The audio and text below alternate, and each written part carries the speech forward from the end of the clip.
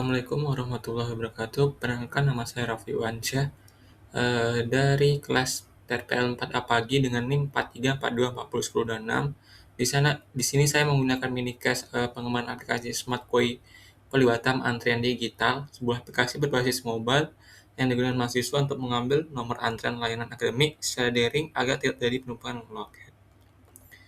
Oke, mengapa software security? Mengapa kita harus peduli? Di era digital ini, ketergantungan kita pada aplikasi seluler dan web sangat tinggi. Namun, celah keamanan tetap menjadi ancaman nyata. Kita harus mencegah serangan virus, spyware, hingga peretasan. Ingat satu mitos besar, memberikan patch saja tidak cukup untuk menutup semua lubang. Keamanan harus menjadi kualitas menyeluruh dari sistem kita. Contoh mini case-nya, bayangkan jika smart GUI diretas dan nomor antrian mahasiswa dimanipulasi. Kepercayaan mahasiswa terhadap sistem kampus akan langsung runtuh. Tujuan dan investasi keamanan. Investasi keamanan bertujuan melindungi informasi dalam 3 kondisi, saat digunakan in use, saat disimpan at rest, dan saat dikirim in transit.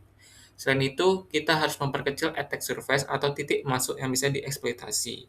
Secara bisnis, menemukan bug di fase desain jauh lebih murah dan efisien dibanding memperbaikinya setelah aplikasi masuk tahap produksi.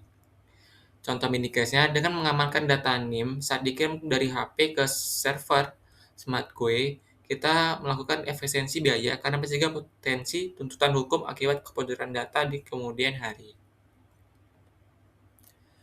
Security requirement. Memasuki minggu 2, kita belajar tentang persyaratan keamanan. Ada 3 jenis utama.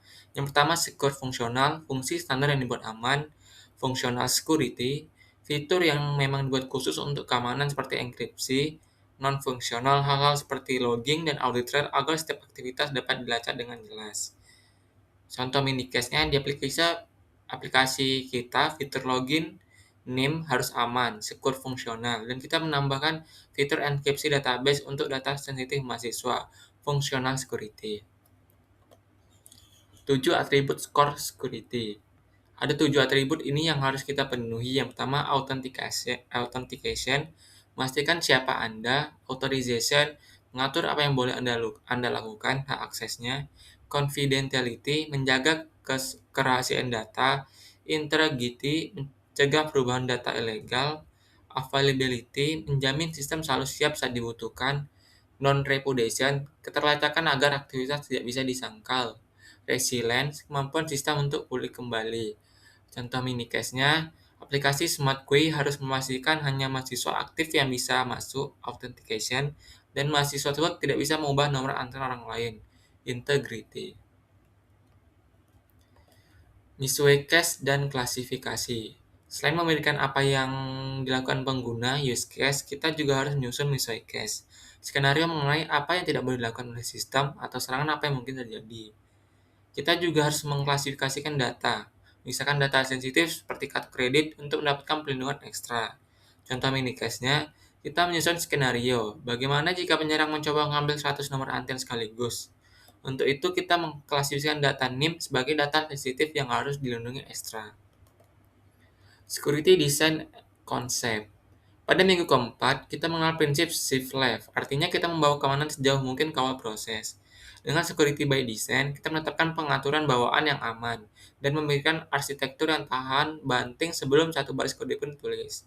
Contoh mini case-nya, sejak awal arsitektur Smart GUI, kita sudah menetapkan bahwa secara default, semua akun baru tidak punya hak akses admin untuk minimalkan permukaan serangan.